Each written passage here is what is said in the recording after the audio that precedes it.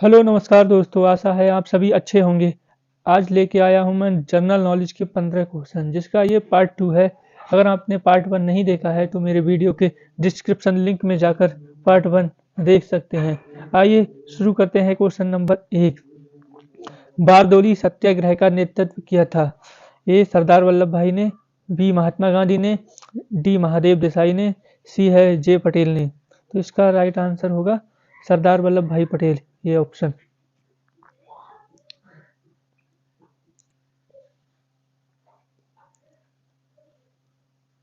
ये ऑप्शन इसका।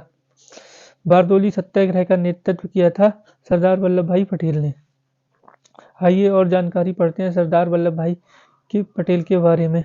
इनको सरदार की उपाधि दी थी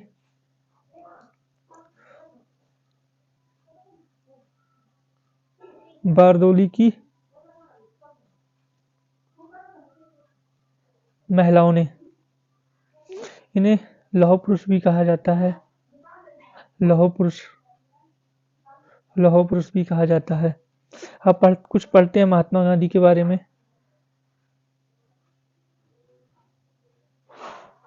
महात्मा गांधी के बारे में इनके कुछ आंदोलन हैं। चंपारण सत्याग्रह। चंपारण सत्याग्रह 1917 में हुआ था। असहयोग आंदोलन, असहयोग आंदोलन हुआ था 1920 में।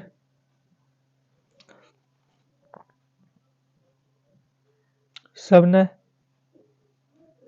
अवज्ञा आंदोलन हुआ था 1930 में। तो बारदोली सत्याग्रह का नेतृत्व किया था सरदार वल्लभ भाई पटेल ने। इन्हें लौह पुरुष भी कहा जाता था। सरदार की उपाधि दी थी बारदोली की महिलाओं ने। महात्मा गांधी के कुछ आंदोलन हैं। चंपारण सत्याग्रह 1917 में हुआ था। असहयोग आंदोलन 1920 में। सविनय अवज्ञा आंदोलन 1930 में हुआ था। क्वेश्चन नंबर 2 है, निम्नलिखित राज्यों में किसका क्षेत्रफल सबसे कम है। ये ऑप्शन है आंध्र प्रदेश, बी गुजरात, सी कर्नाटक, डी तमिलनाडु। तो इसमें सबसे कम क्षेत्रफल वाला राज्य है तमिलनाडु, डी ऑप्शन। अब पढ़ते हैं कुछ इसकी बेसिक जानकारी। राजस्थान क्षेत्रफल की दृष्टि से पहला राज्य है। पहला राज्य है। उत्तर प्रदेश भारत का पहला राज्य है जनसंख्या के आधार पर। जनसंख्या के आधार पर उत्तर प्रदेश भारत का सबसे बड़ा राज्य है जनसंख्या के आधार पर। दूसरा पढ़ते हैं, दूसरा कौन सा है जनसंख्या के आधार पर। जनसंख्या के आधार पर दूसरा महाराष्ट्र। दूसरा महाराष्ट्र। तीसरा है बिहार। चौथा पश्चिम बंगाल।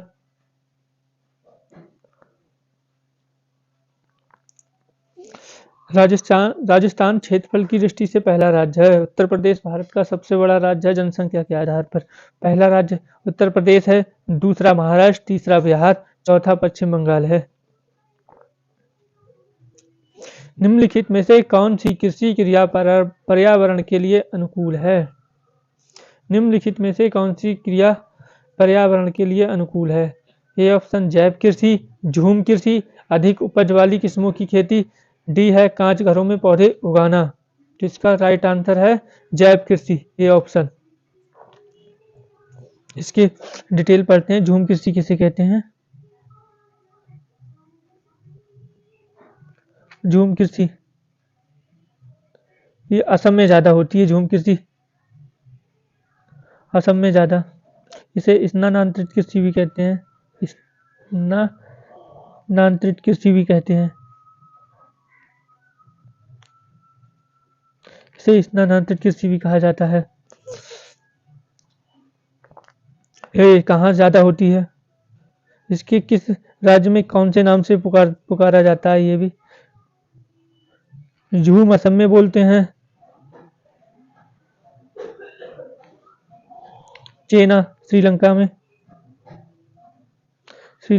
में, रे वियतनाम में बोलते हैं,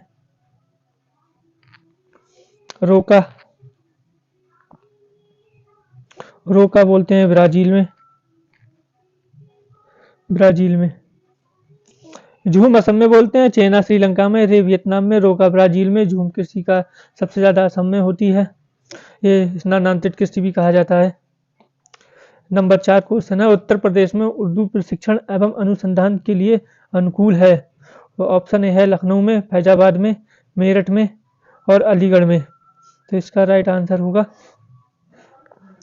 उत्तर प्रदेश।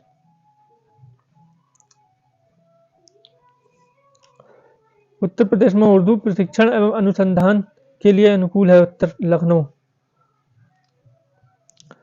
क्वेश्चन नंबर 5 है, कोयले के लिए निम्नलिखित प्रकारों में से एक शेष प्रकारों की अपेक्षा अधिक प्रतिशत कार्बन अंश होता है।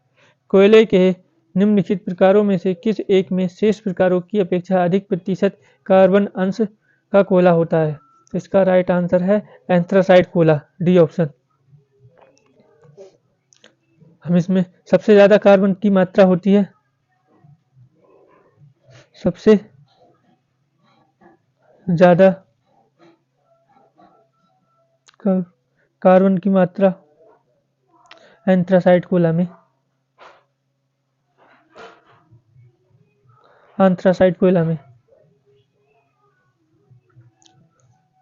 इसके बारे में पढ़ते हैं।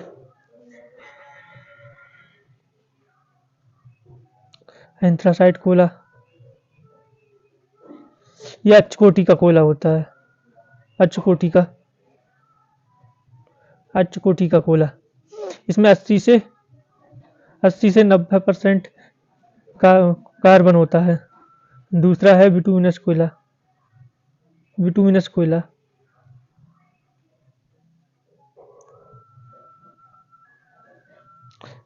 कोयला, इसका सबसे ज्यादा प्रयोग इसका होता है, बिटुमिनस कोयले का सबसे ज्यादा प्रयोग। ये 70 से 80% इसमें कार्बन पाया जाता है। लिग्नाइट कोयला तीसरा नंबर है, लिग्नाइट कोयला,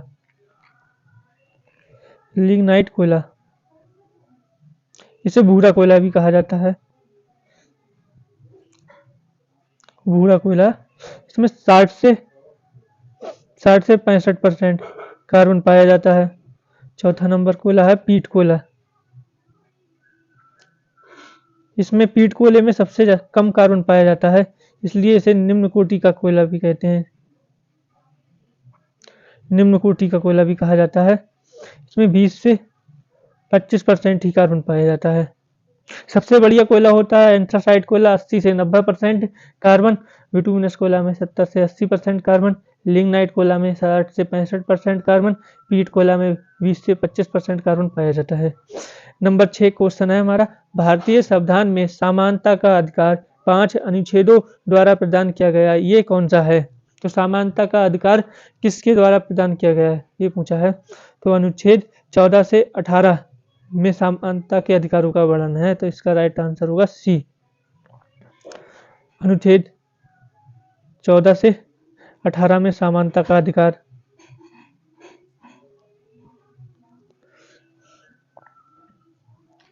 चौदह से 18 तक है समानता का अधिकार, समानता अधिकार।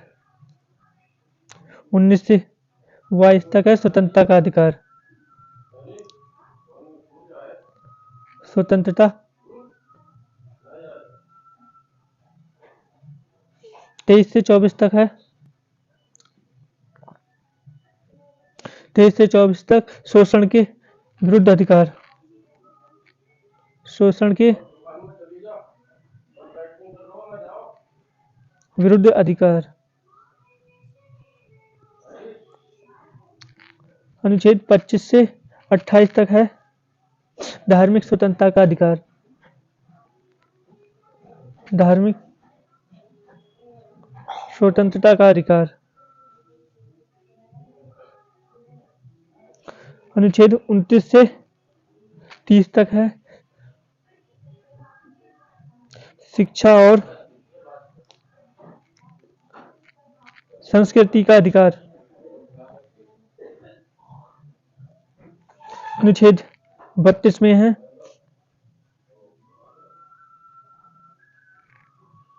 संवैधानिक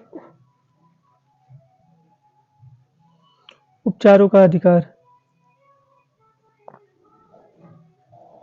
तो भारतीय संविधान में समानता का अधिकार के 5 प्रकारों का वर्णन किया गया है, जो कि 14 से 18 में इनका वर्णन है।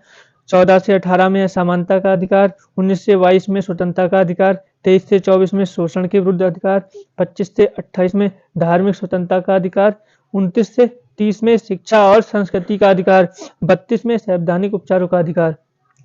क्वेश्चन नंबर हमारा आता है 7। भारत के वित्त आयोग का मुख्य कार्य क्या होता है? भारत के वित्त आयोग का मुख्य कार्य बताना है। तो इसका ऑप्शन है केंद्र तथा राज्य के बीच राजस्व का बंटवारा करना, वार्षिक बजट तैयार करना, राष्ट्रपति के वित्तीय मामलों पर परामर्श देना, संघ एवं राज्यों के विभिन्न मंत्रालयों के लिए नियमों का विनिधान करना। तो इसका राइट आंसर होगा ए ऑप्शन। बाकी इसके बारे में पढ़ते हैं।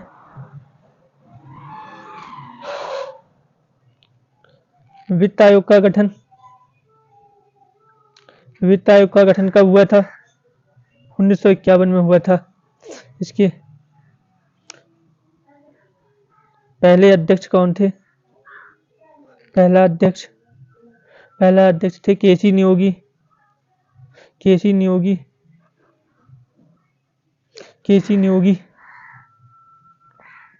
और वर्तमान में इसके अध्यक्ष हैं, वर्तमान अध्यक्ष वाई वी रेड्डी।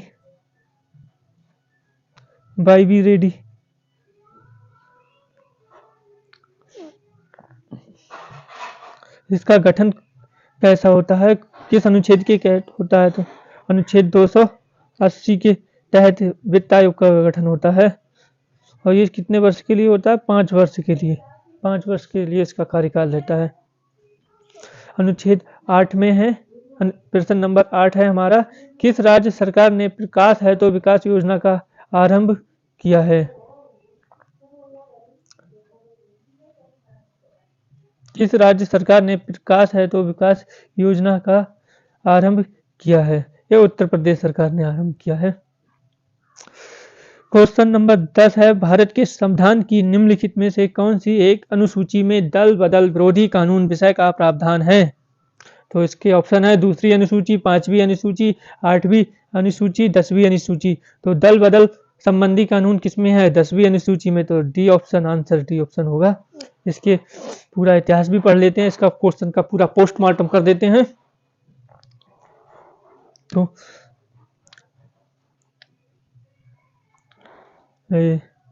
दल बदल विरोधी संबंधी कानून का प्रावधान में कब लाया गया? तो इसको 52वां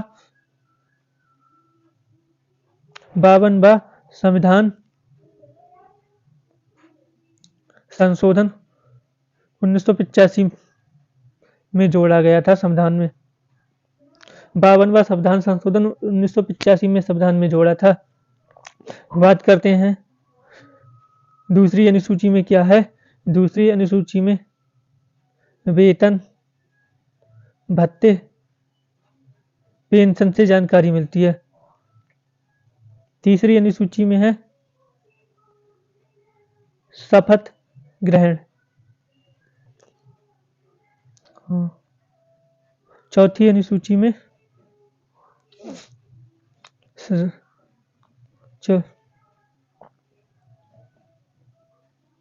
पांचवी में है SC/ST के इनके प्रशासन। छठी अनुसूची में है असम, मेघालय, त्रिपुरा, मिजोरम के लिए SC/ST के लिए प्रावधान। असम, मेघालय, त्रिपुरा, मिजोरम ने जो SC/ST के लिए प्रावधान बनाया उनके लिए उनका यहाँ पर जिक्र है। नंबर 8 है 22 भाषाओं का वर्णन।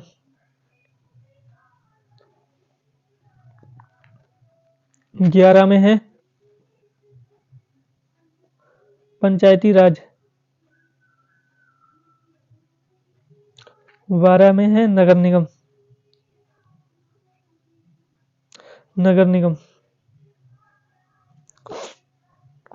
क्वेश्चन नंबर 11 में है भारत में आर्थिक नियोजन का स्वरूप कैसा होता है?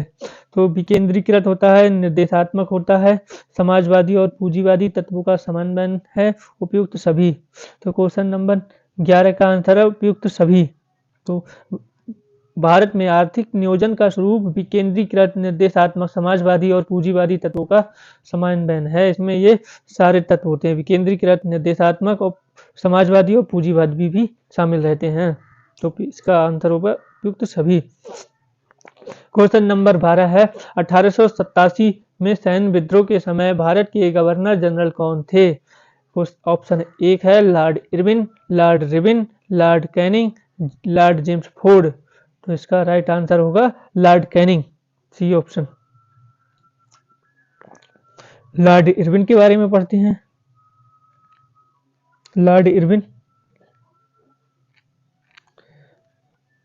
लॉर्ड इरविन ने 1926 से 31 तक भारत में शासन किया था।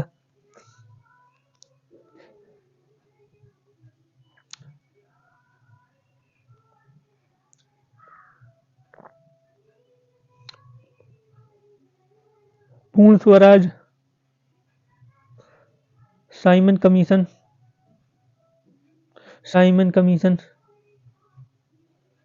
सविनय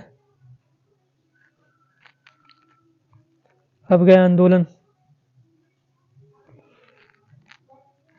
आंदोलन इसके समय की घटनाएं थी। लॉर्ड इरविन के समय में पूर्ण स्वराज हुआ था, साइमन कमीशन हुआ था, सविनय अवज्ञा आंदोलन हुआ था और गांधी इरविन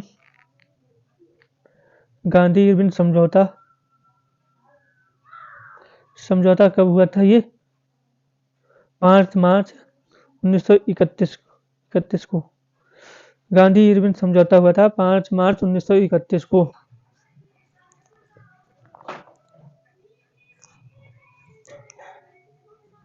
लॉर्ड चेम्सफोर्ड ने शासन किया था।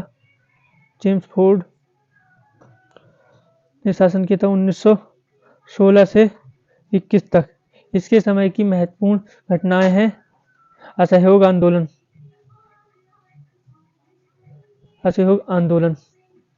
रोलेक्ट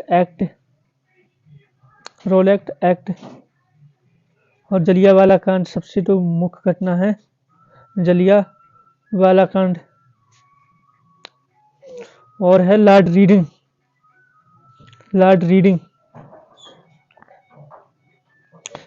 रीडिंग ने किया था 1921 से 26 तक शासन।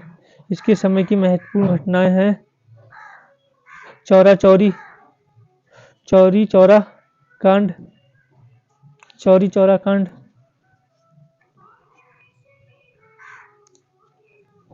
स्वराज पार्टी का गठन आदि। और बहुत सारी घटनाएं इसके समय में जो हुई थी। क्वेश्चन नंबर 13 है भारत के राष्ट्रीय पक्षी मोर को कब मान्यता प्रदान की गई? ए ऑप्शन है 1949 में, बी 1950 में, सी 1951 में, डी 1957 में। तो भारत के राष्ट्रीय पक्षी मोर को 1952 में मान्यता भारत सरकार द्वारा दी गई थी। 1952 में।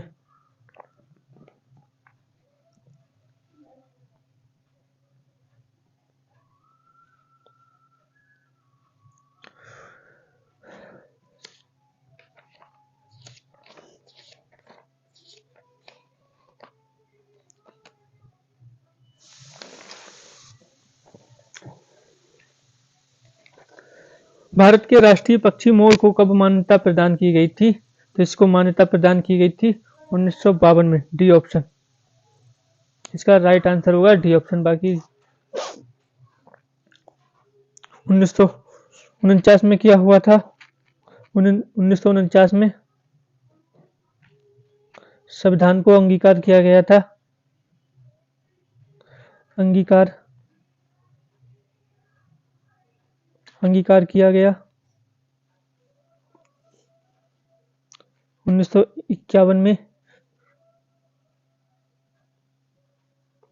जनसंख्या का लघु विभाजक वर्ष कहा जाता है। विभाजक वर्ष कहा जाता है। 1950 को 15 मार्च 1950 को योजना आयोग का गठन हुआ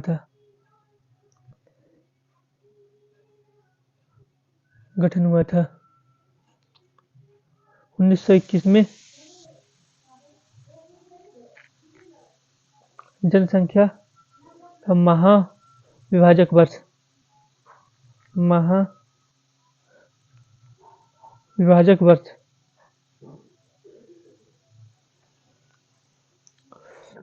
क्वेश्चन नंबर 14 है। 1940 में विनोबा भावे के वैयक्तिक सत्याग्रह कहाँ से प्रारंभ किया गया था?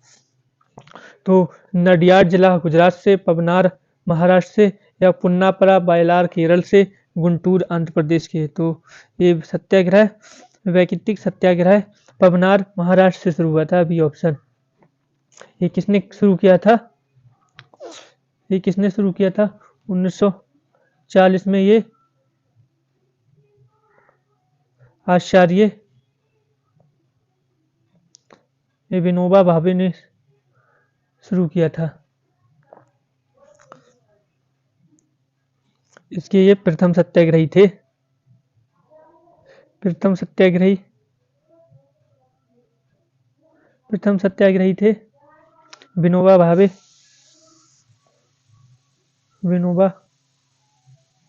और सेकंड सत्याग्रही थे जवाहरलाल नेहरू।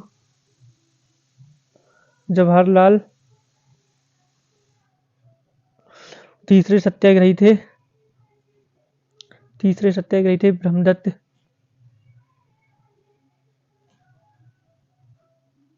ब्रह्मदत्त शर्मा।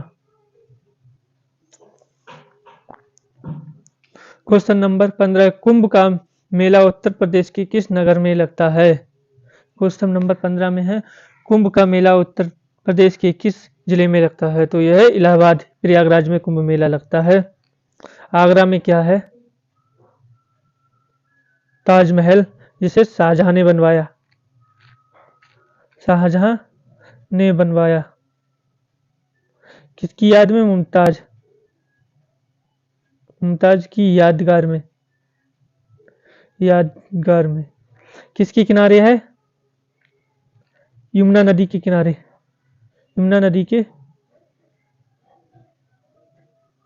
किनारे है। मेरठ से भारतीय स्वतंत्रता आंदोलन की शुरुआत हुई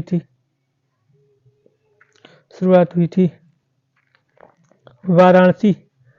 वाराणसी में वृंदवासिनी मंदिर है। वृंदवासिनी मंदिर। आज की क्लास हमारी यहीं खत्म होती है। अगर आप मेरा वीडियो अच्छा लगा हो तो मेरे वीडियो को शेयर करें, लाइक करें और मेरे चैनल को सब्सक्राइब करें। जय हिंद, जय भारत।